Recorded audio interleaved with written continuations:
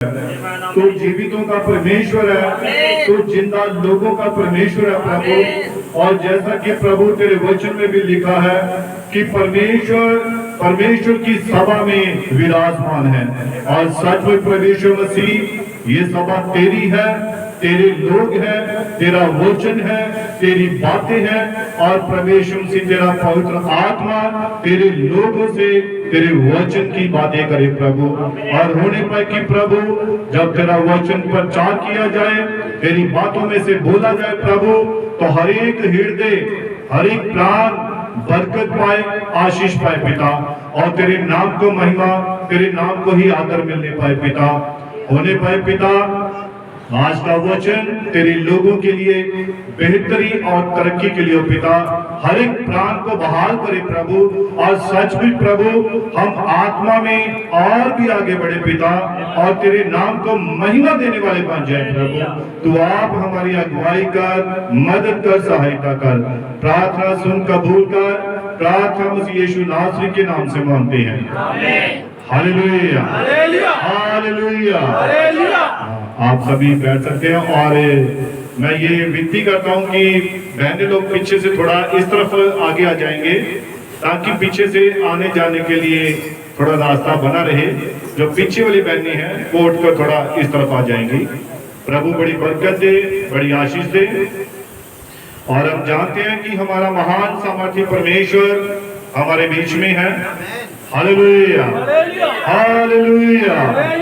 और हम सब यहाँ पर अपनी अपनी आशीषों को, बरकतों को लेने के लिए आते हैं, अपनी चंगाई को लेने के लिए आते हैं।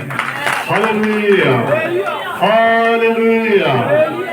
और जैसा कि बहुत सारे लोग यहाँ, हम सभी इस बात को जानते हैं कि अभी कुछ दिन पहले, 2-4 दिन पहले की बात है कि जो टाइटैनिक जहाज था, कितने जानते हैं इसके बारे में?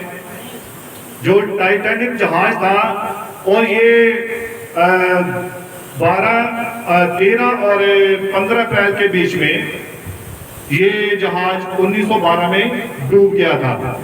और इस जहाज के मलबे को देखने के लिए 5 ऐसे व्यक्ति थे जो सारे संसार में धनी व्यक्ति थे। और ये 5 व्यक्तियों ने अपनी एक पर्सनल पनडुब्बी बनाई और उसको लिया और उसमें बैठकर उस जहाज के मलबे को देखने के लिए गए। तो इस जहाज को डूबे हुए 112 साल के लगभग हो चुके हैं। और 112 साल पुराने इस जहाज के मलबे को देखने के लिए इन उद्योगपतियों ने, जो धनी व्यक्ति थे संसार के, इन्होंने हजारों लाखों डॉलर खर्च करके सिर्फ इसको देखने के लिए गए, मलबे को देखने के लिए गए, उस जहाज के मलबे को देखने के लिए गए। अब इस बात पर थोड़ा गौर कीजिए, ध्यान दीजिए। देखने किसको गए? मलबे को। लेकिन खुद ही मलबा बन गए, वो खुद ही नाश हो गए, खुद ही खत्म हो गए। लेकिन खुदा का कलाम कहता है कि जब आप यीशु मसीह को देखते हैं जिसके पास अनंत जीवन है, जब आप उसे देखते हैं, उसके पास आते हैं, तब वो आपको क्या देता है? आशीष देता है, अनंत जीवन देता है, जो कभी नाश ना होगा, जो कभी खत्म ना होगा। वो 5 उद्योगपति अपने जीवन को खत्म कर चुके, बहुत धन दौलत थी, बहुत पैसा था, और हजारों लाखों मिलियन डॉलर थे उनके पास। लेकिन वो हजारों लाखों मिलियन डॉलर भी क्या हो गए? उनको बचा नहीं पाए। हालेलुया। और इसके बारे में थोड़ी सी जानकारी मैं देना चाहता हूं। इसके बारे में, इस जहाज के बारे में बताया गया था कि इस जहाज का सफर सिर्फ कितने दिन का हुआ? 5 दिन का। और इस जहाज के बारे में मान्यता थी, और इसको जो बनाने वाला था थॉमस एंड्रू, और इसने इस जहाज को बनाया। 850 फीट लंबा जहाज था, और इतना बड़ा जहाज था, इसके बारे में उसने यहाँ तक घमंड में कह दिया कि ये जहाज कभी डूबेगा नहीं, चाहे खुदा भी इसको डुबा दे, वो नहीं डुबा सकता है। और जब खुदा को हम चैलेंज करते हैं, परमेश्वर को हम चैलेंज करते हैं, तो खुदा अपनी हजूरी को प्रकट करता है। और लिखा इस जहाज की पहली ही यात्रा थी, पहला ही सफर था, और पहले ही सफर में ये जहाज 2 टुकड़े हो गया और इसके मलबे का पता भी नहीं लगा। और 75 साल बाद या कितने साल बाद जाकर वैज्ञानिकों ने इसके मलबे को ढूंढने पाए, और ये जहाज 2 टुकड़ों में हो चुका था, और एक टुकड़ा काफी उसके बीच में 800 मीटर का अंतर था। हालेलुया। तो कोई भी पृथ्वी पर मनुष्य द्वारा बनाई हुई कोई भी चीज है, वो परमेश्वर के सामने टिक नहीं सकती है। सिर्फ टिकने वाली चीज क्या है? खुदा का वचन। आकाश टल सकता है, पृथ्वी टल सकती है, पर खुदा के मुख के वचन वो कभी नहीं टल सकते। एक मात्रा या एक बिंदु भी नहीं टल सकती है जब तक ये बातें पूरी ना हो ले। Hallelujah, hallelujah. और इस जहाज में 2200 लोग सवार थे। कितने लोग हैं? 2200 लोग इसमें सफर कर रहे थे, जिनमें से 1517 के लगभग लोग जो थे वो डेड हो गए थे, खत्म हो गए थे, और 700 के लगभग यानी कि 1500 के लगभग व्यक्ति मर गए और 700 के करीब लोग बचे थे। हालेलुया। और इस जहाज को डूबने में 2 घंटे 40 मिनट का समय लगा था। नहीं तो चीज कोई भी डूबती है टाइम उसी टाइम खत्म, लेकिन इस जहाज को डूबने में 2 घंटे 40 मिनट के करीब इतना समय लग गया था इसको डूबने में। इतना बड़ा जहाज था ये। हालेलुया। और इसमें जो भोजन था, सामग्री थी, हजारों टनों थी, खत्म नहीं होने वाली थी, लेकिन सब कुछ नाश हो गया जब हम खुदा को चैलेंज करते हैं। इसीलिए हम मनुष्य को तो चैलेंज कर सकते हैं, लेकिन जब हम खुदा को चैलेंज करेंगे तो कोई भी उसके सामने टिक जो उससे टकराएगा वो क्या हो जाएगा? नाश हो जाएगा। और जो इस पत्थर जिस पर ये घिरेगा उसे क्या कर डालेगा? उसे पीस डालेगा। Hallelujah, hallelujah. और दूसरी बात, मणिपुर स्टेट के राज्य के बारे में कितने लोग जानते हैं? मणिपुर हमारे भारत का ही एक राज्य है, एक स्टेट है, और एक क्रिश्चियन स्टेट है, और यहाँ पर ईसाई लोग बहुतायत के साथ रहते हैं। मेरे ख्याल से 80% जो है लोग यहाँ पर क्रिश्चियन हैं। और यहाँ पर अभी मणिपुर में बहुत ज्यादा यहाँ पर क्या हो रहा है? अत्याचार हो रहा है। और मुझे भी कुछ मैसेज आए थे, संदेश आए थे कि हमें मणिपुर के लोगों के लिए क्या करनी चाहिए? दुआ करनी चाहिए, प्रार्थना करनी चाहिए, क्योंकि हमारे युग के नबी ने कहा है प्रार्थना हालातों को बदल देती है, प्रार्थना परिस्थितियों को बदल देती है। और हम दुआ में याद रखेंगे मणिपुर स्टेट को, मणिपुर के लोगों को, ताकि वो प्रभु में और भी बल पाए, शक्ति पाए, और इस अत्याचार का सामना करने पाए, और प्रभु ने ताकत और हिम्मत दे और विश्वास दे। हालेलुया। तो आइए हम सभी 2 मिनट के लिए हम मणिपुर स्टेट के लिए दुआ करेंगे। सभी अपने सिर को झुकाएंगे, आंखों को बंद करेंगे। महान स्वर्गीय पिता प्रभु यीशु मसीह, तेरा धन्यवाद, तेरी स्तुति, तेरी महिमा, तेरी इज्जत करते हैं पिता, और विनती करते हैं, प्रार्थना करते हैं प्रभु हमारे भारत के राज्य मणिपुर के लिए पिता, जहाँ पर प्रभु यीशु मसीहा तेरे लोगों के ऊपर अत्याचार किए जा रहे हैं प्रभु। और मैं ये विश्वास करता हूँ प्रभु कि जो तेरे लोगों को हाथ लगाते हैं पिता, उन्हें छूते हैं पिता, वो तेरी आंख की पुतली को छूते हैं पिता। अब करे खुदा जी प्रभु, तू आप उनको प्रभु यीशु मसीहा लोगों को तू संभाल पिता, उन्हें हौसला दे, उन्हें तसल्ली दे, उन्हें विश्वास दे पिता, ताकि तेरी गवाही में बने रहे पिता, तेरे वचन में बने रहे पिता, और तेरे नाम को महिमा देते रहे मेरे पिता। तू दया कर, तू कृपा कर, और शैतान की सारी चालों को, उसकी सारी युक्तियों को प्रभु यीशु मसीह के नाम से फेल कर देते हैं मेरे पिता। तू दया कर, कृपा कर, मदद कर, सहायता कर। प्रार्थना सुन कबूल कर। प्रार्थना प्रभु यीशु मसीह के नाम से मांगते हैं, आमीन आमीन। Hallelujah hallelujah. तो आप सभी ने जब घरों में जाना तब भी दुआ में याद रखना है, ताकि जहां जहां भी खुदा के लोग हैं, और जैसा कि इफिसियों की पत्री में भी लिखा है कि पवित्र लोगों के लिए क्या की जाए, प्रार्थना की जाए, प्रार्थना की जाए। हालेलुया। और जब हम उनके लिए दुआ करते हैं, उनके लिए प्रार्थना करते हैं, तब खुदा हमारे लिए अपनी आशीषों को खोल देता है, हमारी बरकतों को खोल देता है। हालेलुया। तो आइए हम वचन में जाते हैं, और जैसा कि इफिसियों की पत्री 4 उसकी 1, 2, 3 आयत हमने पढ़ी है, और यहाँ पर संत पौलुस कहता है, इसीलिए मैं जो प्रभु में क्या हूँ, बंदी हूँ, कैदी हूँ। ये संत पौलुस कह रहा है, और मैं तुमसे विनती करता हूँ कि जिस बुलाहट से तुम बुलाए गए हो, उसके योग्य क्या करो, चाल चलो, उसके योग्य चाल चलो।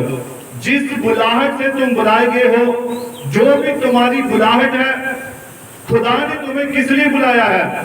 हो सकता है उसने तुम्हें अपनी हजूरी में गीत गाने के लिए, महिमा करने के लिए बुलाया है। ये हो सकता है आपकी बुलाहट हो सकती है। हो सकता है सभा में, चर्च में आपकी कोई सेवकाई हो सकती है। सभा में, कलीसिया में आपकी और कोई भी अन्य किसी भी प्रकार की आपकी बुलाहट हो सकती है।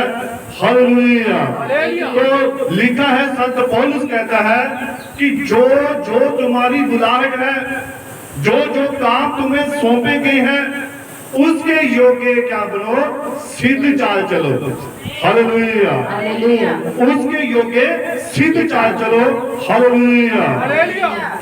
और आगे लिखा, अर्थात सारी दीनता और नम्रता सहित और धीरज धरकर प्रेम से एक दूसरे की सह लो, और मेल के बंधन में आत्मा की एकता रखने का यत्न करो। ये हमारी असल बुलाहट है। हालेलुया। ये हर विश्वासी की बुलाहट है। ये हर उस व्यक्ति की बुलाहट है जो खुदा के वचन को पढ़ता है, सुनता है और मानता है। ये उसकी बुलाहट है कि सारी दीनता के साथ, सारी नम्रता के साथ और धीरज धर कर एक दूसरे की सह लो। और ये आपकी असल क्या है, बुलाहट है। आप इसीलिए बुलाए गए हो। हालेलुया। और मेल के बंधन में आत्मा में एकता रखने की क्या करना है, यत्न करना है। हालेलुया। अब आत्मा की एकता क्या है, एक विचार, एक चित्त, एक मन, एक सोच। हालेलुया। पिंतेकुस्त के दिन क्या हुआ था, 120 जने व्यक्ति थे, और वो सभी उस चौटारे पर बैठे हुए थे, और वहां पर उन्होंने क्या किया था, एक मन, एक चित्त और एक ही विचार था। हालेलुया। जब एक मन एक चित्त हुआ तो फिर क्या हुआ, पवित्र आत्मा उतर आया। तो संत पौलुस क्या कह रहा है, आपकी जो बुलाहट है वो क्या है, दीनता, नम्रता और धीरज और मेल के बंधन में आत्मा की एकता है। हालेलुया। हालेलुया। और उससे भी बढ़कर एक दूसरे की बातों को क्या करना है, समझना है, सहना है, ताकि एक दूसरे के खिलाफ हमारे मन में कोई भी बात ना रहे। हालेलुया। ये है आत्मा की एकता में बढ़ना, आत्मा में परिपक्व होना। हालेलुया। अब बहुत सारे क्या करते हैं, बच्चों वाली प्रार्थनाएं। मेरा विषय क्या चल रहा है, आत्मा में आगे बढ़ना, आत्मा में परिपक्व होना, आगे बढ़ना, मसीह के ढील डोल में बढ़ना। हालेलुया। हालेलुया। लेकिन अभी भी स्वभाव कैसा है, बच्चों वाला है, बच्चों वाली बातें, बच्चों वाला मन, बच्चों वाली समझ। लेकिन समय के हिसाब से क्या हो जाना चाहिए था? गुरु हो जाना चाहिए था। अब ये कौन सा हफ्ता चल रहा है इस संदेश में? ये 7वां हफ्ता है और मैं खुदा से दुआ करूंगा प्रभु 7 संपूर्णता ही रख दे। Hallelujah, hallelujah. और ये 7वां हफ्ता है और इसमें सिर्फ यही सीखा हमने कि हमें आत्मा में आगे बढ़ना है, बच्चों वाली बातें छोड़ देनी है। पहला कुरिन्थियों 13 उसकी 11 में लिखा है, इसको थोड़ा पढ़िए। और यहाँ पर संत पौलुस लोगों से क्या कह रहा है, आप इसको पढ़िए। वो अपने मन की बात कह रहा है। हाँ जी। जब मैं बालक था तो मैं बालकों के समान बोलता था। हाँ जी। बालकों का सा मन था और बालकों का सा मन था। हाँ जी, पढ़िए। बालकों की सी समझ थी और बालकों की सी समझ थी। हाँ जी। परंतु जब मैं सयाना हो गया तो बालकों की बातें छोड़ दी। तब कौन सी बातें छोड़ दी? बालकों की बातें छोड़ दी। हालेलुया। अब ये बालकों की बातें ऐसे नहीं छूट जाती हैं। इसके लिए हमें परिपक्व होना पड़ता है, हमें समझदार होना पड़ता है, हमें मसीह में आगे बढ़ना पड़ता है। तब बच्चों वाली बातें हमारे जीवन में से खत्म होती हैं। हालेलुया। लेकिन होता क्या है, हम बच्चों वाली बातें छोड़ना ही नहीं चाहते हैं। हम बच्चे ही बने रहना चाहते हैं। हम नहीं चाहते कि हम मसीह में आगे बढ़े, हम आत्मा की एकता में आगे बढ़े। हम कभी भी ऐसा नहीं चाहते हैं, जबकि बाइबल यही कहती है, खुदा का कलाम यही कहता है, खुदा का वचन यही कहता है, आत्मा में परिपक्व हो जाओ, बच्चों वाली बातें छोड़ दो। अब बच्चों वाली प्रार्थनाएं क्या होती हैं? पहले भी हमने कई बार सुना है, बच्चों वाली प्रार्थनाएं इनको छोड़ दो। और ये प्रार्थनाएं कैसे होती हैं? मुझे किस चीज की जरूरत है? मुझे एक बढ़िया बस्ते की जरूरत है ना? मुझे बढ़िया वर्दी की जरूरत है, मुझे ये चाहिए, मुझे बढ़िया शूज चाहिए। दुआ करेंगे छोटे बच्चे, ऐसे दुआ करते हैं, मुझे चॉकलेट चाहिए, मुझे आइसक्रीम चाहिए। ये है बच्चों की दुआएं। या फिर बच्चों की दुआएं कैसी होती है? जो अनजान है, अगर घुटने में जरा सी दर्द हो गई, दुआ कर दो। छींक आ गई, दुआ कर दो। कान में थोड़ा सा दर्द हुआ, दुआ कर दो। ये सब क्या है? ये बच्चों वाली बातें हैं, बच्चों वाली प्रार्थनाएं हैं। हालेलुया। लेकिन संत पौलुस यहाँ क्या कहता है? यीशु मसीह ने हमें एक प्रार्थना सिखाई थी, बड़ी अच्छी प्रार्थना ये। और ये क्या थी? ऐ हमारे पिता तू जो स्वर्ग में है, तेरा नाम, तेरी मर्जी जैसे वैसे ही जमीन पर भी हो। हमारे रोज की रोटी हमें आज बख्श दे, और जिस प्रकार से हमने अपने अपराधों को क्षमा किया है, तू भी हमारे अपराधों को हमें आजमाइश में बल्कि, क्योंकि बादशाह और जलाल हमेशा तेरा है। एक छोटी सी दुआ प्रभु यीशु मसीह ने सिखाई थी अपने चेलों को। कम से कम यही दुआ कर लीजिए, मैं कहता हूँ आप परिपक्व होना शुरू हो जाएंगे, आप मसीह में आगे बढ़ना शुरू हो जाएंगे। हालेलुया। लेकिन दुआएं कैसी हैं कि प्रभु उंगली में दर्द हो रही है, इसके लिए दुआ कर दो। ये छोटी मोटी दुआएं है ना, आंख में कुछ पड़ गया, दुआ कर दो, पता नहीं आंख अंधी ना हो जाए। इतना भी यकीन नहीं है, इतना भी विश्वास नहीं है। हालेलुया। इसलिए संत पौलुस कहता है बच्चों वाली बातें छोड़ दो। अब मैं क्या हो चुका हूं? मैं सियाना हो चुका हूं, अब मैं परिपक्व हो चुका हूं, और मैंने ऐसी बातें छोड़ दी हैं। हालेलुया। एक योद्धा जो था युद्ध में जाता है, और लड़ाई में युद्ध में उसकी बाजू कट जाती है, उसका पांव कट जाता है, तो क्या वो भागकर वापस आ जाता है? वो फिर भी युद्ध लड़ता रहता है। हालेलुया। इसी प्रकार से मसीही विश्वासी को होना चाहिए, चाहे स्थिति कैसी भी क्यों, उसकी प्रार्थना बंद नहीं होनी चाहिए। हालेलुया। और ये संत पौलुस कहता है एक सीखा हुआ व्यक्ति ही दूसरे को सिखा सकता है। तो इसीलिए हम यहाँ पर क्या करने आते हैं? यहाँ खुदा के आत्मा से सीखने आते हैं। हम यहाँ पर सीखने आते हैं कि हमने अपना आत्मिक जीवन कैसे आगे बढ़ाना है। हम सीखने के लिए आते हैं दुआ कैसे करनी है। हम सीखने के लिए आते हैं हमने अपना जीवन कैसे गुजारना है। हालेलुया। पहले सीखेंगे तो तभी किसी को सिखा पाएंगे।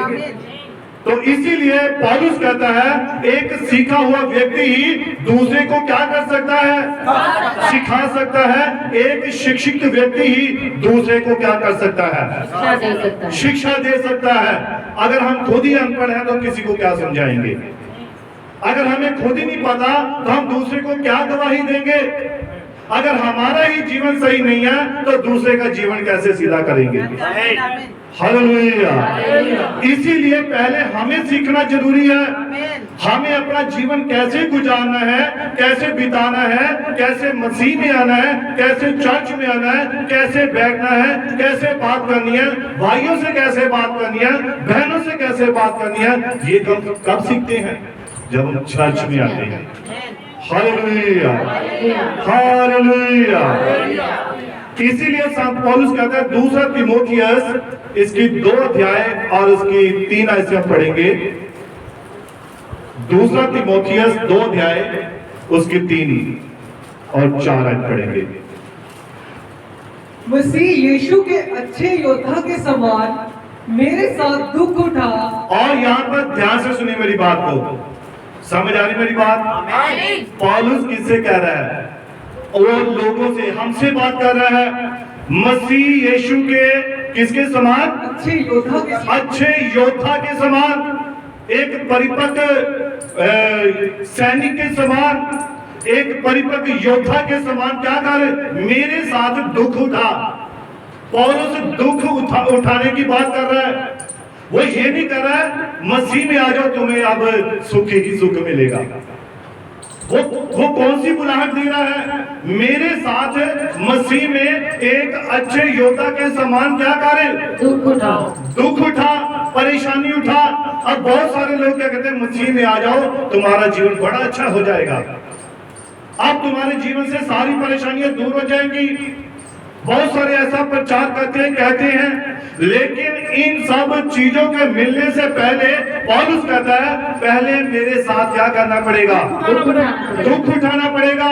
और वो दुख कौन सा है? जब हम मसीह को ग्रहण करते हैं तो सबसे पहले आपके परिवार के सदस्य होते हैं। अच्छा तू क्रिश्चियन बन गया, तूने मसीह को ग्रहण कर लिया, यहाँ से दुख शुरू हो जाता है, यहाँ से परेशानी शुरू हो जाती है।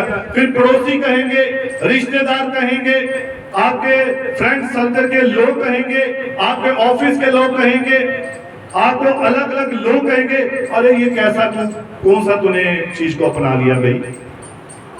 ये क्या है? दुख उठाना। मसीह के लिए दुख उठाना, निंदा को सहना। हालेलुया।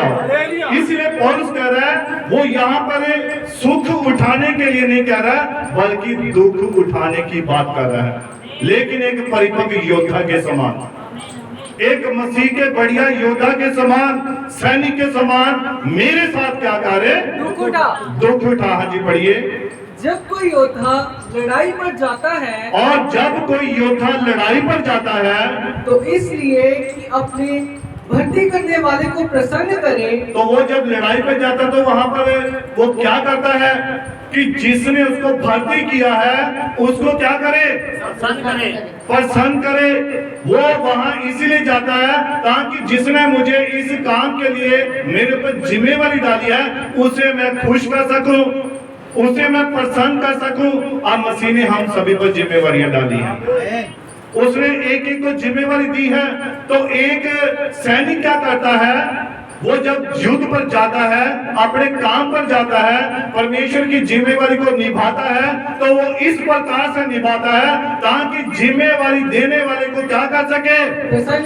प्रसन्न कर सके। अब कितने जो खुदा को प्रसन्न करते हैं? ऐसे तो सभी करते हैं प्रसन्न है। सभी कहते हैं मैं भी करता हूं, मैं भी करता हूं प्रसन्न। तो खुदा कहता है आज सारी रात दुआ करनी है, तो तब मैं प्रसन्न होऊंगा। और फिर देखेंगे भी मसीह खुश होता है या नहीं होता है।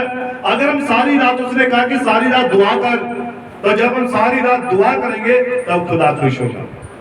जब हम उसके वचन को पूरा करेंगे तब प्रभु यीशु मसीह खुश होगा। मेरे मुंह से कहने से वो खुश नहीं होगा, कि होगा? अगर मुंह से कहने से खुश होता है फिर तो वो सारे संसार से खुश हो जाएगा। फिर तो सभी कहेंगे हाँ प्रभु मैं तेरी जिम्मेवारी को करने के लिए तैयार हूं। लेकिन जिम्मेवारी को पूरा करना है, उसे पूरा करके दिखाना है, बताना है, तब जाकर वो खुश होगा, तब जाकर वो प्रसन्न होगा। हालेलुया। हाँ जी पढ़िए। अपने आप को संसार के कामों में नहीं फंसाता, और वो अपने आप को संसार की बातों में, संसार के कामों में नहीं फंसाता है। जिसके ऊपर मसीह की कोई जिम्मेवारी होती है, जिसको मसीह ने चुना होता है, जिस बुलाहट के लिए तुम बुलाए गए हो, जो व्यक्ति अपनी बुलाहट में बना रहता है वो संसार के कामों में नहीं फंसता है। क्या फंसता है? वो कभी भी संसार की बातों में, संसार के कामों में ध्यान नहीं देता है, चाहे कुछ भी क्यों ना होता रहे। उसे पता कि पहले मैंने उस जिम्मेवारी को पूरा करना है। अगर आपने सारा संसार खुश कर दिया, संसार को खुश कर दिया, और अगर आपका प्राण ही खत्म हो जाए तो उस खुशी से कोई फायदा है? लेकिन जब आपने खुदा के काम को पूरा किया, खुदा को खुश किया, तब आप अनंत जीवन के वारिस बन जाते हैं। हालेलुया। इसीलिए संत पौलुस कहता है परंतु परिपक्व और आत्मिक व्यक्ति क्या करते हैं? वो आत्मिक दूध पीते हैं और वो अपनी जिम्मेवारी समझते हैं और दूसरों को भी बचाना जानते हैं। लेकिन जो दूध पीने वाले बच्चे होते हैं, दूध पीकर चले जाते हैं, दूध पीकर सो जाते हैं। उन्हें बच्चों को नींद आती है जल्दी, जब वो दूध पी लेता फिर आराम से उसको नींद आ जाती है। ये बच्चों का काम है। लेकिन जो मसीह में परिपक्व हो जाता है, मसीह में समझदार हो जाता है, वो आत्मिक निर्मल दूध जो कि खुदा का वचन है, खुदा का कलाम है, जब वो इसे पीता है तो वो अपनी जिम्मेवारी को निभाता है। तब उसे पता लगता है कि हाँ भाई जो मेरी जिम्मेवारी है उसे मैंने क्या करना है? पूरा करना है। हालेलुया। और संत पौलुस कहता है एक अच्छे योद्धा के समान मेरे साथ दुख उठा, सुख नहीं बल्कि दुख उठा। और लोगों का क्या कहना है जो कहता है कि मसीह में आने पर आपके सारी टेंशन खत्म, सारी चिंता खत्म, सब कुछ खत्म भाई, आपको कोई टेंशन लेने की जरूरत नहीं है। तो ऐसे लोग क्या कहते हैं? ये समय आता है, टेंशन खत्म होती है, बीमारी खत्म होती है, रोग भी दूर होते हैं, लेकिन इससे पहले हमें एक मसीह के प्रोसेस से गुजरना पड़ता है। हमें एक ऐसे विधि में से निकलना पड़ता है, और वो क्या है? लोगों की निंदा, लोगों के तीखे तीखे शब्द, लोगों के प्रहार, हमें इनमें से निकलना होता है। तब जाकर ये सारी बरकतें मिलती हैं, तब जाकर ये सारी आशीषें मिलती हैं। हालेलुया। और इस आत्मिक योद्धा को मसीह आपको एक आत्मिक योद्धा बनाना चाहता है। वो चाहता है कि उसका एक एक विश्वासी, एक एक बेटा एक आत्मिक योद्धा बने, एक अच्छा सैनिक बने। यीशु मसीह ये चाहता है ताकि वो हर एक परिस्थिति का क्या कर सके? सामना कर सके। और जब मसीह में परिपक्व योद्धा होता है, वो मुश्किल को आता हुआ देखकर रोने नहीं लग पड़ता है, या वो पीछे भाग नहीं जाता है। वो उस मुश्किल का क्या करता है? सामना करता है। हमारे पास सबसे बड़ा हथियार क्या है? प्रार्थना। विश्वास की प्रार्थना हालातों को बदलती है। विश्वास की प्रार्थना आपके जीवन में आपकी आशीषों को, आपकी चंगाई को, आपकी बरकतों को लेकर आती है। हालेलुया।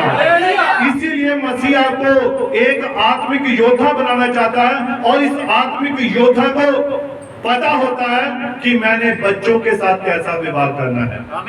इस आत्मिक योद्धा को पता है मैंने कलीसिया में बहनों से कैसे बात करनी है। इस आत्मिक योद्धा को पता है मैंने कलीसिया में भाइयों से कैसे बात करनी है। मेरी बातें याद रखनी है, इन बातों को अपने हृदय में रखना है। ऐसा नहीं कि वचन सुना बाद में सब भूल गए, है ना। दूध पिया बच्चों की तरह सो गए, याद ही भूल गया क्या सुना था प्रचार। फिर वही बात, जो मसीह में सोए हुए वो हालेलुया बोलेंगे, जो मसीह में सोए वो हालेलुया बोलेंगे, जिनको नींद आ रही है सभी जगे हुए हैं। Hallelujah hallelujah. और इस आत्मिक योद्धा को पता है कि अपने बराबर वालों से कैसे बात करनी है, उनके साथ कैसे बोलना है, कैसा व्यवहार करना है। वो बच्चों वाली बातें छोड़ देते हैं, नहीं करते हैं। हालेलुया। और इस आत्मिक योद्धा को पता है अपने से बड़े का आदर सम्मान कैसे करना है। और सबसे बड़ी खास बात, ये जो आत्मिक परिपक्व व्यक्ति होता है इसमें सबसे बड़ा गुण पता क्या होता है? नर्म होता है। ये बड़ा ही नरम और धीरज रखता है। सबसे बड़ा गुण कौन सा? धीरज, संयम, ये गुण होता है इसके अंदर। जो एक आत्मिक व्यक्ति होता है, जो आत्मा में बढ़ चुका है, वो क्या करता है? पहले किसी की भी बात को सुनता है, अच्छी तरह से सुनता है, समझता है, तब जवाब देता है। ये एक आत्मिक व्यक्ति की पहचान है। लेकिन जो आत्मिक व्यक्ति नहीं है, वो जैसे कोई बोलेगा उसी घड़ी पलटकर जवाब दे देगा। मैं भी तेरे जैसा हूं, मैं भी आत्मिक नहीं हूं, अगर तू नहीं तो मैं भी नहीं हूं। वो उसको ऐसा करके बता देगा, जाहिर कर देगा। लेकिन जो आत्मिक व्यक्ति है उसमें धीरज सबसे बड़ा गुण है। हालेलुया। वो बोलने में धीमा होगा और सुनने में क्या होगा? तत्पर होगा। वो हर किसी की बात को पहले सुनेगा, अच्छी तरह से समझेगा, उस पर विचार करेगा, तब उसे जवाब देगा। Hallelujah hallelujah hallelujah hallelujah. और सभी परमेश्वर की महिमा के लिए ताली मार सकते हैं। आशीष दे। और खास बात, परमेश्वर सभी को जिम्मेवारी नहीं सौंपता है, ये सौंपता है परमेश्वर सभी को, खास करके बच्चों को वो जिम्मेवारियां नहीं सौंपता है। वो हमेशा एक परिपक्व व्यक्ति को, जो उसका आत्मा पाया हुआ होता है, उसे पकड़ता है और उसे जिम्मेवारियां सौंपता है। हालेलुया। और परमेश्वर सभी को जिम्मेवारी नहीं देता है। परमेश्वर को पता है कि चाहे आप 10 साल 20 साल 30 साल से चर्च में आ रहे हैं, लेकिन फिर भी हो सकता है आप बच्चे हो, आपका स्वभाव बच्चा वाला हो, आपका बातें बच्चों वाली हो, आपकी सोच अभी भी बच्चों वाली हो। ये नहीं कि ये मायने नहीं रखता है कि आप 30 साल से चर्च में आ रहे हैं, ये मायने रखता है। मायने क्या रखता है कि क्या आपने पवित्र आत्मा पाया, क्या आप परिपक्व हो चुके हैं। मसीह ने जब 7 नेक नाम व्यक्ति चुने चेलों ने, तो कौन से व्यक्ति चुने थे? जो आत्मा से भरपूर थे, पवित्र आत्मा पाए हुए थे, परिपक्व थे। उनको उन्होंने जिम्मेवारियां सौंपी थी। और खुदा जानता है अगर मैंने कोई जिम्मेवारी सौंपनी है तो वो उस व्यक्ति को देता है जो उस जिम्मेवारी को पूरा करना भी जानता है। Hallelujah hallelujah. और इसीलिए बाइबल कहती है आपको हो सकता है अभी भी अपनी जिम्मेवारियों का पता नहीं है। प्रभु जानता है कि आप अभी भी परिपक्व नहीं हुए हैं, आप में अभी भी आत्मिकता नहीं है, आपका अभी भी बच्चों वाला मन है, आप अभी भी दूध पी रहे हैं। और दूध पीने वाले बच्चों को वचन की समझ नहीं होती है। हालेलुया। खुदा किसको जिम्मेवारी देता है? जो परिपक्व हो, जो पहले से ठहराया हो, जो अपने काम के प्रति जागरूक हो। परमेश्वर उसको जिम्मेवारी सौंपता है। हालेलुया। अब संत पौलुस क्या कहता है, दुख उठाने के लिए बुला रहा है। और इसको आज हम फिर से पढ़ते हैं, मसीह यीशु के अच्छा योद्धा के समान मेरे साथ क्या करे, दुख उठा।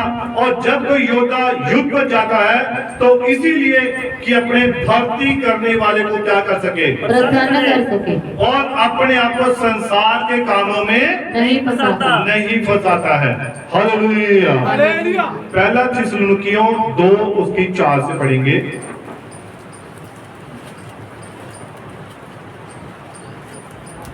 ये मैं इसीलिए कहता हूँ, पहला थिस्सलुनीकियों 2 अध्याय 4 ऐसे, पर जैसा परमेश्वर ने हमें योग्य ठहराकर सुसमाचार सौंपा, पर जैसा परमेश्वर ने हमें योग्य ठहराकर क्या करके, सुसमाचार, सभी बोलेंगे, पर जैसा कि परमेश्वर ने हमें योग्य ठहराकर क्या सौंप दिया, सुसमाचार सौंप दिया।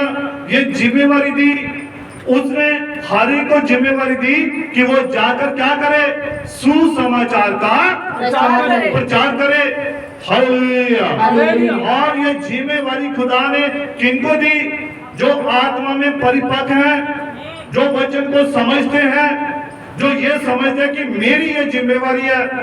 इसलिए पौलुस कहता है कि मसीह में क्या है, मसीह ने हमें योग्य जानकर हमें क्या कर दिया है, सुसमाचार सौंप दिया है। जी पढ़िए। हम वैसा ही वर्णन करते हैं, और हम वैसा ही इसका क्या करते हैं, वर्णन करते हैं। जी पढ़िए। और इसमें मनुष्य को नहीं परंतु परमेश्वर को जो हमारे मनों को जानता है प्रसन्न करते हैं। और किसको पसंद करते हैं, परमेश्वर को, मनुष्यों को नहीं। हम मनुष्यों को पसंद नहीं करते हैं, बल्कि हम परमेश्वर को पसंद करते हैं, खुश करते हैं। कैसे, जो जिम्मेवारी उसने सौंपी है। अगर आपका उद्धार हो चुका है तो क्या आप नहीं चाहेंगे कि आपके परिवार का भी उद्धार हो, आपके रिश्तेदारों का उद्धार हो, आपके पड़ोसियों का उद्धार हो, आपके दोस्तों का उद्धार हो? तो अगर आप ऐसा चाहते हैं तो आप एक परिपक्व व्यक्ति हैं, आप उस जिम्मेवारी को पूरा कर रहे हैं। जब आप मसीह के सुसमाचार को, अपनी गवाही को आप लोगों तक लेकर जाते हैं। Hallelujah, hallelujah. और कलूसियों की पुस्तक 2 उसकी 8 आयत पढ़ेंगे। हाँ, इसको पूरा कर लेंगे पहले। पहला थिस्सलुनीकियों 2 उसकी 4-5 आयत पढ़ेंगे आगे। क्योंकि तुम जानते हो कि हम ना तो कभी चापलूसी की बातें किया करते थे। अब पौलुस क्या कह रहा है, ध्यान से सुने मेरी बात को। मैं जानता हूँ गर्मी बहुत है और गर्मी में नींद सबसे ज्यादा आती है, ऊपर से जब पंखे चल रहे हो, तो इसलिए थोड़ा सा अपने आप को संभालना है ताकि वचन सीधा आपके मनों में जाए। Hallelujah, hallelujah. हाँ जी, पढ़िए इस आयत को दोबारा। क्योंकि तुम जानते हो कि ना तो हम कभी चापलूसी की बातें किया करते थे, चापलूसी की बातें नहीं किया करते थे। अजी। और ना लोभ के लिए, और ना ही लोभ के लिए बहाना करते थे। परमेश्वर गवाह है। और कौन गवाह है, परमेश्वर गवाह है। हमने कभी भी आपसे चापलूसी की बातें नहीं की, कभी भी आपको हमने मिलावट वाला वचन नहीं बताया, हमेशा हर बात को साफ साफ शब्दों में बताया। Hallelujah, hallelujah. और ना ही हमने चापलूसी की, हाँ जी पढ़िए, ना ही हमने चापलूसी की बातें किया करते थे, हाँ जी, और ना लोभ के लिए बहाना करते थे, और ना ही किसी भी प्रकार का कोई लालच था। एकदम शुद्ध हृदय के साथ खुदा के वचन को आप तक पहुंचाते थे। हाँ जी पढ़िए। परमेश्वर गवाह है। और यद्यपि हम मसीह के प्रेरित होने के लिए कारण तुम पर बोझ डाल सकते थे, और यद्यपि, ध्यान से सुनिए मेरी बात को, हालेलुया, हालेलुया। यद्यपि हम प्रेरित थे और हम आपके ऊपर भार डाल सकते थे, आप ऐसी ऐसी बातें डाल सकते थे, पौलुस कह रहा है, लेकिन क्या किया? हाँ जी पढ़िए। तो भी हम मनुष्य से आदर नहीं चाहते थे। तो भी हम मनुष्य से आदर नहीं चाहते थे। नहीं चाहते थे। हाँ जी पढ़िए। और ना तुमसे, और ना तुमसे, ना और किसी से, और ना किसी और से, परंतु जिस तरह हाँ जी। माता अपने बालकों का पालन पोषण करती है, परंतु जिस प्रकार से माता जो है अपने बालकों का क्या करती है? पालन पोषण करती है। हाँ जी पढ़िए। वैसे ही हमने भी तुम्हारे बीच में रहकर कोमलता दिखाई है। और वैसे ही हमने तुम्हारे बीच में रहकर क्या दिखाई? कोमलता दिखाई। कोमलता दिखाई। कभी किसी को झेड़ा नहीं, कभी किसी को डंडे से नहीं मारा, कभी किसी को ऐसा नहीं बोला। लेकिन जो वचन कहता है, वचन पता जानते क्या? ये वचन एक छड़ी है। क्या है ये की छड़ी है। और आप जानते हैं मूसा जब फिरौन के पास गया तो उसके हाथ में एक छड़ी थी। और छड़ी किसे बयान करती है? किसे बयान करती है? वचन को। हालेलुया। ये वचन को बयान करती है, जीवन को बयान करती है। हालेलुया। और जब ये फिरौन के पास गया तो इसने जब छड़ी को फेंक दिया तो वो क्या बन गई? सांप बन गई। वैसे ही जब आप वचन को, इस बाइबल को छोड़ देते हैं, ये आपके लिए मौत बन जाता है। सांप में क्या होता है? जहर होता है। तो मूसा ने उस लाठी को जब नीचे फेंका तो वो क्या बन गया? सांप बन गया। लेकिन जैसे ही वचन को पकड़ लिया, उस सांप को, उस लाठी को पकड़ लिया, वो फिर से लाठी बन गई। वचन आ गया। जब आप जीवन को छोड़ देते हैं तो आप मौत के मुंह में होते हैं। इसलिए कभी भी बाइबल को, खुदा के कलाम को नहीं छोड़ना है, इसके साथ लगातार बने रहना है। हालेलुया। हालेलुया। हाँ जी बढ़िया आगे। और वैसे ही हम तुम्हारी लालसा करते हुए ना केवल परमेश्वर का सुसमाचार पर अपना अपना प्राण भी तुम्हें देने को तैयार थे। और हमारे अंदर कैसी चाहत थी कि हम तुम्हारे लिए अपने प्राण भी दे देंगे। अब जब कई बार दुआ के लिए कहते हैं, रात के 2 बजे होते हैं, 3 बजे होते हैं, तो फोन पर दुआ होती है, प्रार्थना होती है।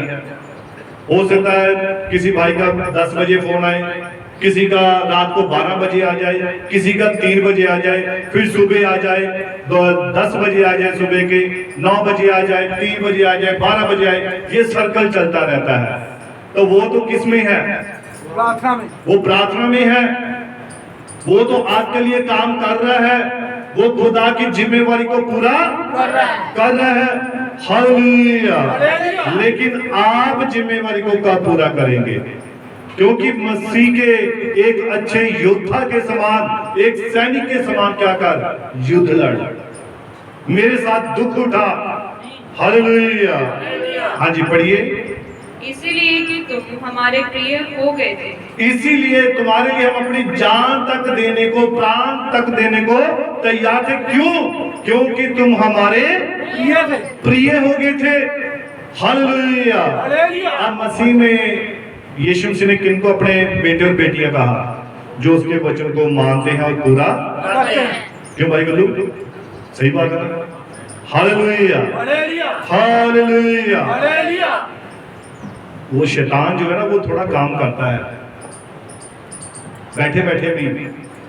उसका एक बड़ा आसान तरीका है। क्या है? नींद वाला काम है उसके पास। उसे पता है कि अगर थोड़ी सी नींद आ, क्या मौसम ठंडा हो गया, बादल हो गए हैं, और थोड़ी सी नींद भेजता हूं, और थोड़ा सा एक झटका आता है, आंखें थोड़ी सी बंद करो, फिर खुलती है ना? तो वो सोचता कि इनको नींद नहीं डाल दो कि ये सुन ही ना सके। बड़ी मुश्किल से रोकना पड़ता है। ये वचन, ये भोजन, एक माँ अपने बच्चे को भोजन कैसे कराती है? पीछे भाग भाग कर पकड़ कर केवल टांगों में ऐसे दबा देती है और उसके मुंह में ठूसती है ना, जब बच्चा नहीं खाता है। तो ये इस ऐसी स्थिति में वचन सीधा हृदय में जाए, मुंह में जाए, आपके दिल में जाए। हालेलुया। थोड़ा सा अपने आप को क्या करना है? मजबूत करना है, अपने आप को अस्थिर करना है, संभाल के रखना है, शैतान को डांटना है। जैसे थोड़ी सी आंख झपकने लगती है, डांट दो, भाग जा शैतान, तेरा कोई काम नहीं आया। उसे डांट दो, मन में डांट कर देखो। अभी सभी बोलेंगे शैतान भाग जा, शैतान भाग जा, तेरा यहाँ पर कोई काम नहीं है, तू मुझे नींद नहीं दे सकता है। नींद रूपी शैतान भाग जाए, नींद रूपी शैतान भाग जाए। Hallelujah, hallelujah. हाँ, पढ़िए आगे। क्योंकि हे भाइयों, तुम हमारे परिश्रम और कष्ट को स्मरण रखते हो, और तुम क्या करते हो? हमारे परिश्रम को, हमारे कष्ट को स्मरण रखते हो, याद रखते हो। कैसे रात दिन आपके लिए दुआ होती है, कैसे आपके लिए प्रार्थनाएं होती है, कैसे आपके लिए बंदियों का अरेंज किया जाता है, कैसे आपके लिए हर एक काम को पूरा किया जाता है। ये सब क्या है? ये एक जिम्मेवारी है। क्या है? एक जिम्मेवारी। सभी बोलेंगे क्या है? ये एक जिम्मेवारी है। और आप एक मसीह के क्या है? योद्धा है। हालेलुया। और संत पौलुस कहता है, कुलुसियों की पत्री पढ़ेंगे 2 उसकी 8, चौकस रहो कि कोई तुम्हें उस तत्व ज्ञान और व्यर्थ धोखे के द्वारा अपना अहेर ना बना ले। अब संत पौलुस यहाँ पर क्या कर रहा है? चौकस कर रहा है। क्या कर रहा है? चौकस कर रहा है, चौकन्ने कर रहा है। भी कोई तुम्हें उस तत्व ज्ञान के द्वारा अपना अहेर शिकार ना बना ले। हाँ जी, पढ़िए। जो मनुष्यों की परंपराओं और संसार की आदि शिक्षा के अनुसार तो है। किसके अनुसार है? मनुष्यों की परंपराओं और संसार की आदि शिक्षा के अनुसार तो है, पर मसीह के अनुसार नहीं। पर किसके अनुसार नहीं है? मसीह के अनुसार। मसीह के अनुसार नहीं है। बहुत सारी संसार की बातें होती हैं। कोई व्यक्ति, जैसा कि मैंने पिछली बार भी बता रहा था कि बेटी को जब चिकन पॉक्स हुआ तो कोई बोलते ये घर में चिकन नहीं बनाना है, उसका तड़का नहीं लगाना है, ये नहीं करना है, वो नहीं करना है, ये करो, फांडा कराओ, ये करो, वो करो। लेकिन ये सब बातें कहाँ कर दी? साइड में कर दी। तो सबसे पहले चिकन ही बनाया गया, है ना? चिकन पॉक्स हुआ था, लेकिन चिकन ही बनाया गया और खिलाया भी गया, क्योंकि हम विश्वास करते हैं हमारा यहोवा परमेश्वर जिंदा है। आमीन। वो जिंदा है, इसीलिए हम उसकी आराधना करते हैं। हालेलुया। अभी कुछ दिन पहले जब हम सोए हुए थे, शायद कुछ भाइयों को मालूम है, और बाइबल में लिखा है कि तुम सांप और बिच्छू को क्या करोगे? रौंद डालोगे। और उस एक बिच्छू ने मेरे पांव पर काट लिया, एक नहीं, दो जगह पे, इधर भी। तो कहा गया कि फांडा कराओ, वो बना लेकर आओ, ये करो, वो करो। कुछ नहीं किया, सिर्फ एक छोटा सा, हाँ, डॉक्टर मेरे दोस्त है, उनसे मैंने कहा कि 2 जगह काट लिया भाई, तो हम क्या करना चाहिए? बोला कोई बात नहीं, वैसे जरूरत नहीं है, तो फांडा कराओ। मैं कहा डॉक्टर साहब आप किसे बोल रहे हैं? ओ हाँ ठीक, नहीं ना, तो इतना ही ठीक हो जाना है। मैं इतना कितना मैं ठीक हो जाना? उन्होंने आपने ऐसे ठीक हो जाना, मुझे पता है, तो ही पास्टर हो। तो मैं पास्टर भी, तो क्या पास्टर के ऊपर कोई प्रॉब्लम नहीं आ सकती है तो इंसान ही। हाँ, ये बात जरूर है कि मेरा यहोवा परमेश्वर जिंदा है। उसने हमें यह अधिकार दिया है कि हम सांपों और बिच्छुओं को भी रौंदने की हमें सामर्थ्य दिया। और प्रार्थना वाला तेल लगाया, और जब प्रार्थना तेल लगाया तो उसी वक्त सारा जो उसका असर खत्म हो गया। दूसरे दिन हम अमृतसर में बंदगी लेने के लिए चले गए थे। भाई लोग गवाह, भाई सुनील, भाई सैम, भाई संजू, भाई डैनी, और हम वहाँ अमृतसर में चले गए थे। तो वहाँ उन्हें बताया कि रात को बिच्छू ने काटा था। सच्ची? तो आप यहाँ कैसे आ गए? आपको आराम करना चाहिए। अरे आराम अब बिच्छू कर रहा है। कौन कर रहा है आराम? अब बिच्छू कर रहा है वो। तो हमें आराम की जरूरत है, हमें तो खुदा के काम करने की जरूरत है। जो जिम्मेवारी उसने हमें सौंपी हुई है, जो जिम्मेवारी उसने हमें दी है, हमें उन कामों को करना है। हाँ जी, आगे पढ़ेंगे। क्योंकि उसमें ईश्वरत्व की सारी परिपूर्णता सदैव वास करती है। और ये बातें जब पौलुस का कह रहा है, संसार के, दुनिया के परंपराओं से, उनके तत्व ज्ञान से वो बड़े आपको लॉजिक देंगे, अरे नहीं नहीं ऐसे आपका बचाव हो सकता है। अगर कोई ऐसे बीमारियां, बहुत बार क्या होता है, लोग जिनके संतान नहीं होती है, फलाना पेड़ का आम खाओ जी, फलानी चीज खाओ, आपके बेटा होगा, बेटी होगी, ये सब बातें क्या है? ये सब आदि शिक्षा, संसार की शिक्षा ये, पर मसीह के अनुसार नहीं है। अगर आम खाने से बेटे मिलने लगे तो फिर तो मेरे ख्याल से दुनिया की कोई भी औरत बांझ ना होगी, है ना, अगर आम खाने से बेटे मिलते हैं। तो बाइबल तो कहती है कि परमेश्वर जो कोख को खोलता है, परमेश्वर जो उसको बेटा देता है, बच्चे देता है, हालेलुया। तो संसार की इस आदि शिक्षा की ओर नहीं जाना है, उनकी परंपराओं में नहीं फंसना है, हमें उस सच्चे खुदा के आगे झुकना है। Hallelujah, hallelujah. बढ़िए आगे। और तुम उसी में भरपूर हो गए हो, और तुम उसी में भरपूर हो गए हो, जो सारी प्रधानता और अधिकार का शिरोमणि है। हाँ जी पढ़िए। उसी में तुम्हारा ऐसा खतना हुआ है, हाँ जी, जो हाथ से नहीं होता, हाँ जी। अर्थात मसीह का खतना, जिससे शारीरिक देह उतार दी जाती है। और आपका ऐसा खतना हो जाता है जिसमें शारीरिक देह क्या की जाती है? उतार दी जाती है। ये खतना क्या है? ये बपतिस्मा है। ये मसीह को अपने जीवन का उद्धार करता है, स्वीकार करना है। हालेलुया। और जब हम मसीह को अपने उद्धार करता स्वीकार कर लेते हैं तो ये सारी परंपराएं, संसार के सारे रीति रिवाज एक तरफ हो जाते हैं। हालेलुया। क्योंकि हमारा खुदा जिंदा खुदा है, वो जीवित है, वो जिंदा है। जिस प्रकार से हम बातें करते हैं वैसे वो बातें करता है। हालेलुया। इसके लिए आपको ज्यादा रोना नहीं पड़ता है, सिर्फ बाइबल कहती है टूटे मन वालों की दुआ सुनता है ना, दीन लोगों की दुआ सुनता है, नम्र लोगों की प्रार्थना सुनता है।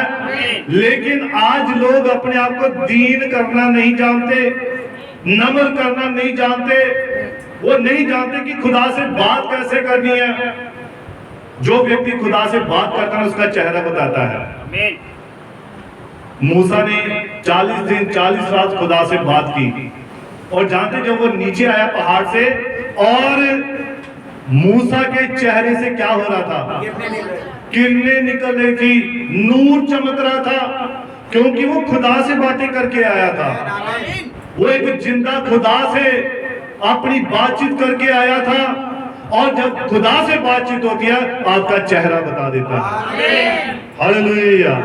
इसीलिए प्रसन्न होकर, खुश होकर आप खुदा की हजूरी में आए, खुदा से बातें करें और उससे उसकी मर्जी पूछें। जब आप सुबह चर्च में आते हैं तो घुटनों के बल होकर खुदा से बात कीजिए, उसकी मर्जी पूछिए। प्रभु आज मेरे जीवन में तेरी क्या मर्जी है, मुझसे बात कर। खुदा आज तू बता कि आज तू मुझसे क्या बात करना चाहता है। आप खुदा से आइए, उसके पास आइए और दुआ कीजिए, बात कीजिए। और जब देखिए आप परेशान होकर आती हैं, आप दुखी होकर आते हैं, जब खुदा से बात होती है फिर आपका चेहरा विश्वास से चमक रहा होता है।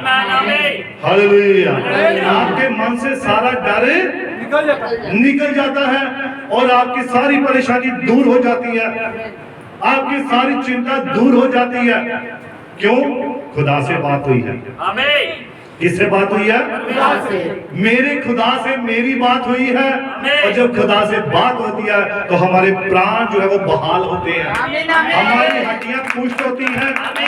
और लिखा मन का सड़ना जो है वो हड्डियों का भी नाश करता है। अगर आप खुश होकर खुदा की हजूरी में नहीं बैठते हैं तो आपकी हड्डियां भी कमजोर होती जाएंगी, आपका शरीर कमजोर होता जाएगा।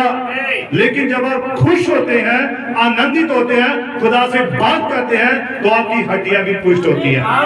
मन की खुशी कहाँ प्रकट होती है? आज बड़ा खुश नजर आ रहे हैं, बहन बहुत खुश नजर आ रही है, आज भाई बड़ा खुश नजर आ रहे हैं। कोई खास गल है। खास गल क्या है? खुदा से बात हुई है, उसने मेरे जीवन से बात की है। तब आपके चेहरे से आपकी खुशी प्रकट होती है। Hallelujah, hallelujah. अब आत्मिक परिपक्वता वाले लोग वो कौन होते हैं? वो वचन को पहचानते हैं, वो कलाम को जानते हैं, वो उस व्यक्ति को पहचान लेते हैं जिसके पास खुदा का वचन होता है। आप जानते हैं बाइबल में एक शुनेवासी औरत, कितने जानते इसके बारे में? खुदा बरकत दे। इस औरत, ये बाइबल कहती है कि एक परिपक्व औरत थी, ये आत्मा में परिपक्व थी, ये इसका मन बच्चों वाला नहीं था, इसकी समझ बच्चों वाली नहीं थी। जब अलीशा इसके घर में आया तब इसने क्या पहचान लिया? ये मुझे खुदा का जन पहचान, ये खुदा का कोई पवित्र जन है। इसने ये बात कैसे पहचान ली? आत्मा में पहचान ली। वो अपने मन से बात की, उसके अंदर जो खुदा का आत्मा था, उसने कहा ये व्यक्ति खुदा का पवित्र जन है। तभी वो बात उसकी जुबान पर आई और वो बोली मुझे ये पवित्र जन लगता है। अब उससे पहले भी कई दास आए होंगे, कई पास्टर आए होंगे, लेकिन तब उसने किसी को नहीं कहा कि ये आत्मिक जन है। लेकिन जब अलीशा परमेश्वर का चुना हुआ, परमेश्वर का चुनाव वहां पर आया, तो उस औरत ने पहचान लिया था। आज जो परिपक्व व्यक्ति है वो पहचान लेता है कि वचन जब बात करता है तो वो परिपक्वता में होकर बात करता है, और आप उस वचन को ग्रहण करते हैं और उस वचन को जी रहे होते हैं। हालेलुया।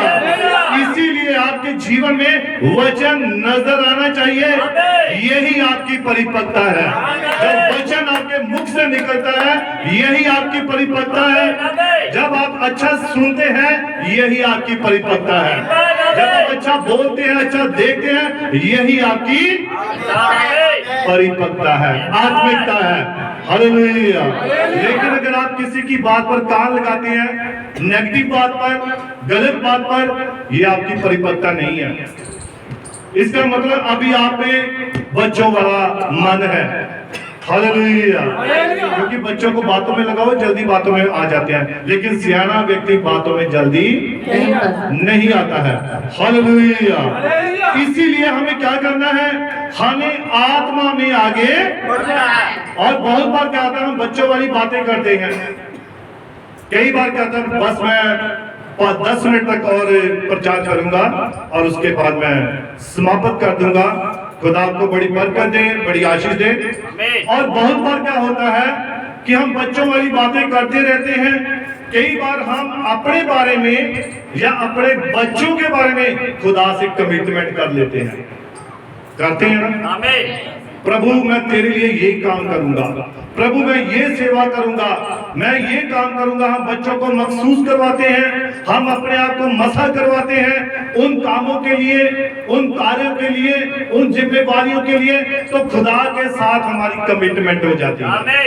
हालेलुया।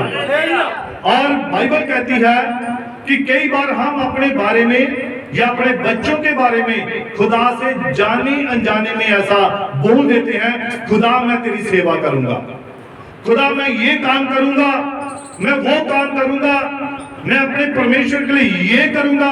ध्यान से सुनकर रहिए मेरी बात को। हालेलुया। रोटी का स्वाद पता कब आता है? जब भूख लगी है ना? जब भूख लगी हो, या सबसे पहले जब पहली बुर्की हम मुंह में डालते हैं, या फिर लास्ट वाली, है ना? बीच वाली रोटी तो हम खाए जाते हैं, कभी नींद आ रही है, कभी बच्चा तंग कर रहा है, कभी कोई कर रहा है, लेकिन ये शुरुआत की लास्ट बातें यही आपको प्रभावित करेंगी। Hallelujah, hallelujah. इसीलिए जागते रहना है, सोना नहीं है। Hallelujah, hallelujah. और कहते हैं कि मैं खुदा की सेवा करूंगा या सेवा करवाऊंगा जिसको मैंने महसूस करवाया है या मसा करवाया है, तो ये आपकी जिम्मेवारी होती है उसको गाइड करने की। क्या होती है? जिम्मेवारी होती है। और नहीं तो खुदा उसको सही करना जानता है। अगर आप उस जिम्मेवारी को पूरा नहीं करते हैं तो खुदा उसे पूरा करवाना जानता है, क्योंकि कमिटमेंट आपने की है, वायदा आपने किया है।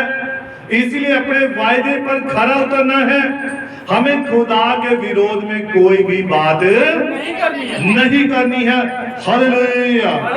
उदाहरण के तौर पर देखिए, बच्चे को जब हम स्कूल में भेजते हैं तो उसकी सारी जिम्मेवारी किसकी होती है? माँ बाप की होती है ना। और जब तक बच्चा स्कूल में पढ़ लिख नहीं जाता, उसकी वर्दी का, उसके कपड़ों का, उसके शूज का, उसकी कॉपियों का, फीस का, हर चीज का पर जिम्मेवारी किसकी होती है? जब तक वो बड़ी क्लास में होकर कोई उसको पढ़कर बड़ा अफसर या बड़ा व्यक्ति, तब तक आपकी जिम्मेवारी होती है। आप उसके पीछे जाते हैं, आपको महीने बाद याद आता है यार बच्चे की फीस जमा करवानी है, अरे बच्चे का उसको ये चीज देनी है, उसे ये चीज देनी है, उसे कपड़े देनी है, उसे वर्दी देनी है। हम क्या करते हैं? हम इन्हीं बातों में जिम्मेवारी को पूरा करने में लगे रहते हैं, हमारा ध्यान उधर होता है। हालेलुया। तो जब हम खुदा की कोई जिम्मेवारी लेते हैं तो फिर जब हम उसे पूरा नहीं करते हैं तो खुदा उस जिम्मेवारी को पूरा करवाना जानता है।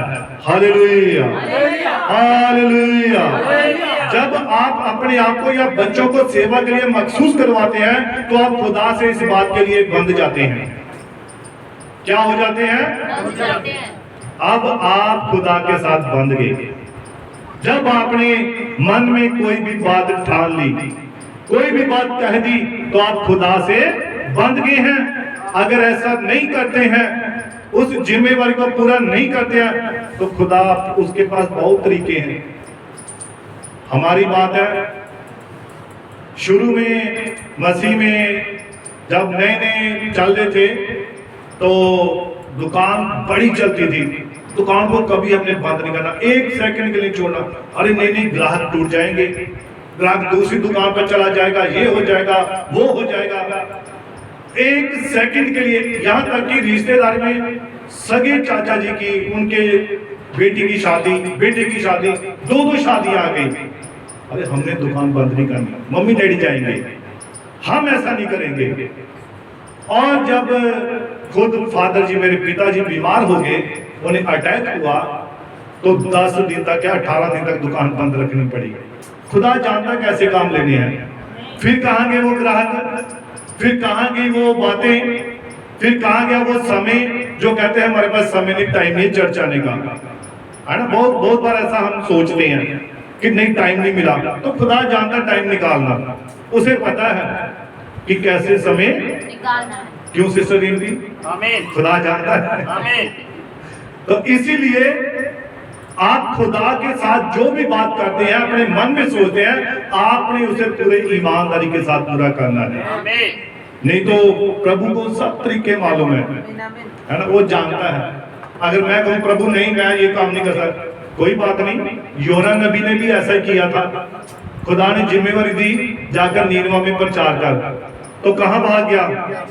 कौन इतनी धूप में जाए, कौन इतनी दूर जाए, कौन वहां का भाड़ा खर्चे, कौन ये करे।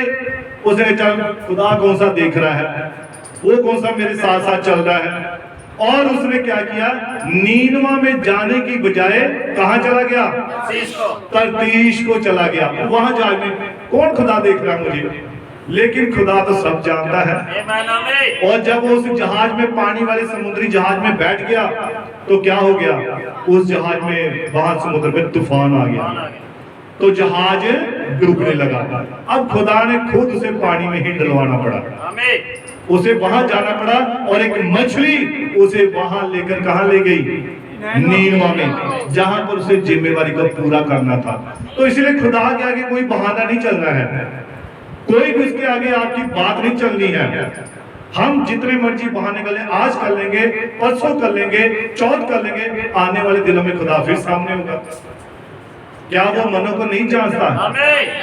वो आपके मन के, हृदय के विचारों को अंदर तक जानता है, यहाँ तक कि विचार अभी प्रकट भी नहीं होता, खुदा वहीं जान लेता है कि आज ये चर्च में अगर ये बात करेंगे, आज मेरे भाई मेरे बेटे ये काम करेंगे।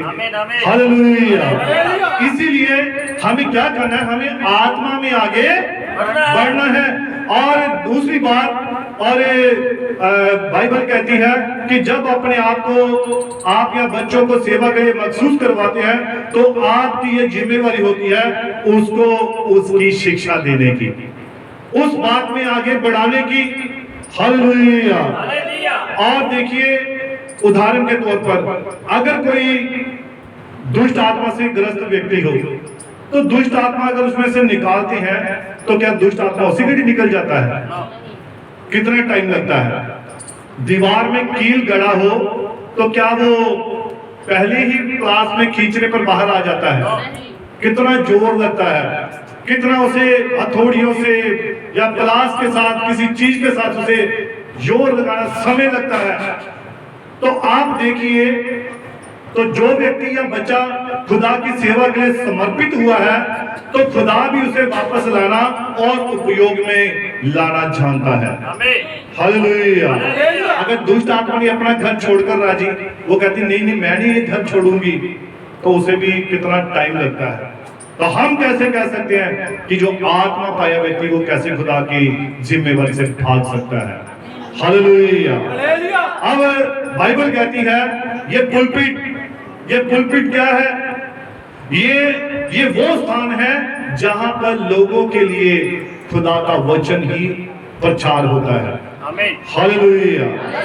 कलीसिया की आत्मिक तरक्की के लिए, जीवन की तरक्की के लिए समझदारी के साथ इस पुलपिट का इस्तेमाल होना चाहिए। हालेलुया। हमारी बातों में आत्मिकता होनी चाहिए, हमारी शब्दों में आत्मा का मसा होना चाहिए, ताकि सुनने वाले के हृदय क्या हो जाए? सिद्ध जाए। हालेलुया। मेरी कितनी आंखें हैं? आप सबकी जब मान लीजिए 100 लोग बैठे हैं तो आपकी कितनी आंखें हो गई? 200। मेरी 2 आंखें हैं और आपकी 200 आंखें मुझे देख रही हैं। मैं तो मेरी 2 आंखें 100 लोगों को देख रही हैं और आपकी 200 आंखें भी मुझे देख रही हैं। कोई हो सकता है मेरा रंग देख रहा हो, कोई मेरी टाई को देख रहा हो, कोई मेरे बोलने के तरीके को देख रहा हो। हर किसी का अलग अलग नजरिया हो सकता है। हालेलुया। हालेलुया। इसीलिए यहाँ से जो भी प्रचार होता है वो आत्मिकता से होना चाहिए। कोई भी बात होती है आत्मा से भरपूर होनी चाहिए। हालेलुया। और मैं बताना चाहता हूँ कि बच्चों वाली बातें नहीं होनी चाहिए। अब क्या है, कई बार क्या होता है, उदाहरण के तौर पर काफी समय पहले की बात है कि पिताजी डैडी हमारे अंदर लेटे हुए थे और एक पास्टर आ गया और दोपहर का टाइम, भरी दोपहर का समय, पंखा चल रहा है, ठंडी हवा पंखे की, और आराम से लेटे हुए हैं।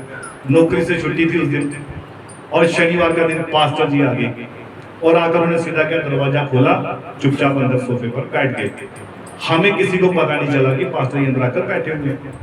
अब वो लेटे हुए थे इस तरफ मुंह करके। अब जैसे ही वो उन्होंने पासा पलटा तो देखा बैठे डर के अचानक।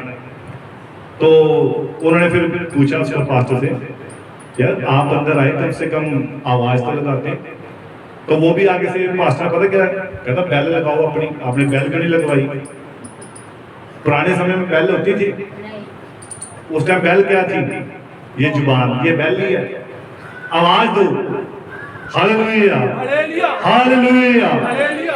और फिर डैड ने उसको बिठाया, कहते चलो बाहर निकलो।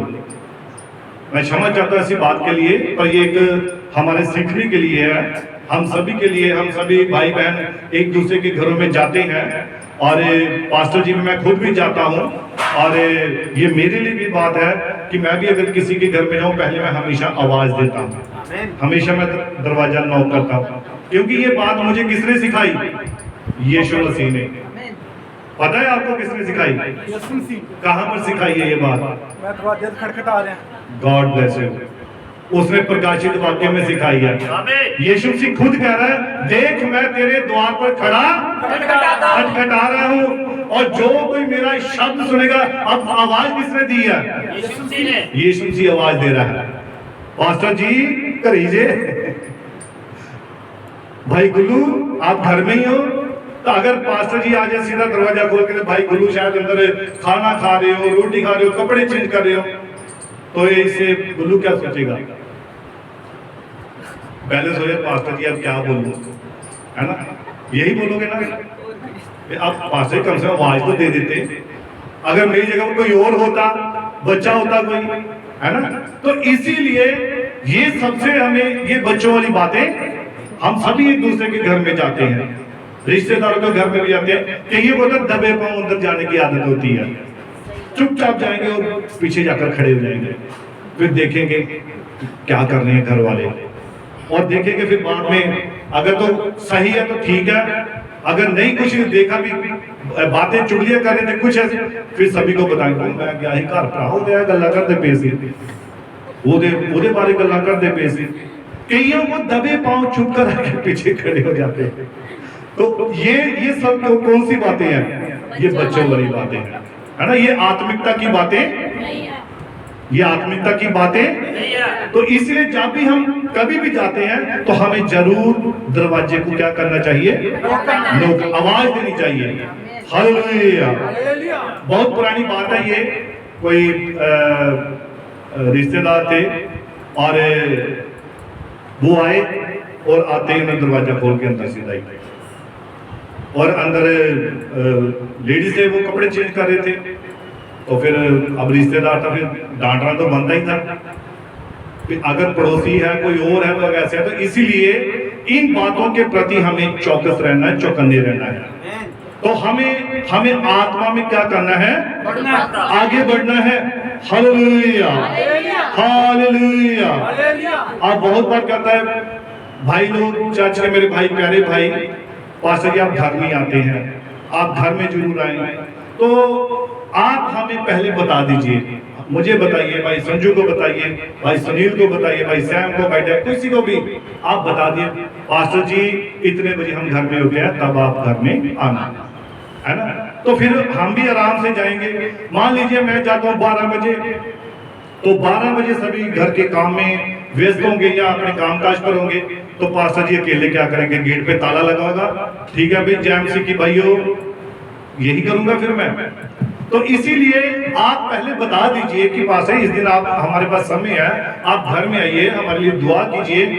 बिना टाइम के, बिना किसी बात के कोई भी काम करेंगे तो वो सही नहीं होगा, तो फिर बातें ही बनती हैं, है ना? तो इसीलिए हमें क्या करना है? हमें आत्मा में परिपक्व होना है, मसीह में आगे बढ़ना है, और बच्चों वाली बातें छोड़ देनी है। तो इसीलिए लास्ट में मैं एक और बात पढ़ना चाहता हूं, और ये बात है नबी के संदेश में से कोई भाई आगे आएगा और इसको पढ़ेगा। लास्ट बात है, बस ये छोटा ही पैरा है,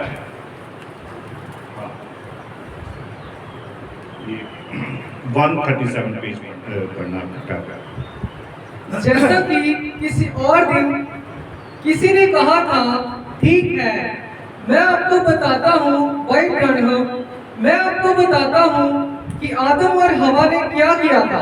अब नबी से कोई बात कर रहा है और वो कह रहा है कि आदम और हवा ने क्या किया था। हाँ जी पढ़िए।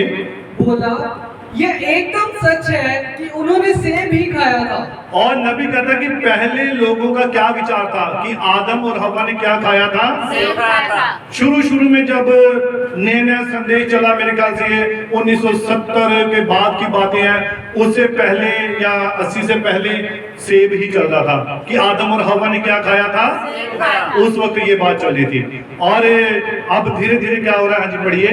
और मैंने ध्यान दिया था कि उन्होंने अब उसे बदल दिया है। और नबी कहता अब मैंने क्या ध्यान दिया, अब लोगों ने सेब की जगह कुछ और बदल दिया है। हाँ जी पढ़िए। उन्होंने कहा था कि उन्होंने क्या खाया था। और उन्होंने कहा था कि उन्होंने क्या खाया था। मैं सोचता हूँ कि यह कोई चीज कहलाती है। हाँ जी। कोई जवाब देता है खुबानी। और नबी कहता है मैंने पूछा कलीसिया में लोगों से कि वो क्या चीज हो सकती है, अब उसकी सेब की जगह पर क्या आ गया है। तो कोई बीच में बोला अब तो खुरमानी है भाई, या आड़ू है ना। हाँ जी पढ़िए। खुबानी, आड़ू। जी हाँ ये आड़ू था। और नबी कहता है जी हाँ ये आड़ू था। पर ये किसके लिए बात कर रहा है? नबी की बात को सुनो, वो बात क्या कर रहा है? वो एक टांच कर रहा है। नबी क्या कर रहा है? डांस कर रहा है। टांच कर रहा है वो कह रहा हाँ पहले सेब थे, उन्होंने सेब बोला, बाद में उन्होंने आड़ू बना दिया और आड़ू खाया, तो आड़ू खाने से क्या हुआ? आज वो है, पढ़िए। ठीक है, यह वह समय है जब कुर्बानी उन्हें इस बात का एहसास दिलाए कि वे नंगे हैं। अब नबी कहता है कि ये, मैं कहता हूँ हाँ ये कुर्बानी थी या ये आड़ू ही था जिसने उनको ये एहसास करवा दिया था कि वो नंगे हैं, है ना, बिना कपड़े के हैं, आदम और हवा। नबी यहाँ पर एक टांच करवा रहा है और वो ऐसे बोल रहा है कि पहले सेब था, सेब खाया था, वो बोलते उनकी आंखें खुल गई, है ना। फिर कहते नहीं वो सेब नहीं था, वो एक आड़ू था, उनकी आंखें खुल गई, उनको एहसास हो गया, वो आड़ू खाने से उन्हें ये एहसास हो गया कि हम बिना कपड़ों के हैं। तो नबी कहते ठीक है भाई, ऐसा ही है। आज अगर उनको, आदम और हवा को आड़ू खाने से एहसास हो गया कि हम नंगे हैं, तो आज कलीसिया को भी ये एहसास होना चाहिए कि अभी तक हम परिपक्व नहीं हुए हैं। पता लग जाना चाहिए, क्योंकि वचन के बगैर हम नंगे हैं। जिसके पास वचन है, वचन रूपी वस्त्र क्या करता है? हमें ढांप देता है। Hallelujah, hallelujah. आज इसी चीज की जरूरत है, एहसास करने की जरूरत है। इतना वचन समझाया जाता है, इतना वचन पढ़ाया जाता है, इतना कुछ किया जाता है, लेकिन अभी तक हमें कोई एहसास नहीं हो रहा है। तो इससे अच्छा आपको आड़ू खिलाए जाए, फिर आपको एहसास हो जाए कि हम वचन के बगैर हैं, है ना। ऐसा नबी कह रहा कि फिर ऐसा होना चाहिए। आज जबकि हमें एहसास करने की जरूरत है, इतना वचन प्रचार किया जाता है, भाई लोग, पास्टर कितना प्रचार समझाते हैं, कभी उस संदेश में से, कभी उस मैसेज में से, कभी बाइबल में से लिखते लिखते समझाते हैं, लेकिन अभी भी हम बच्चे ही बने हुए हैं। तो जरूरत फिर किसकी है? नबी कहता फिर तो या तो सेब की जरूरत है या आड़ू की जरूरत है। अगर उनका वो खाने से उन्हें एहसास हो गया, वो आत्मा में भी आगे जाग गए, आंखें खुल गई, तो आज हमारी भी आंखें खोलने की जरूरत है।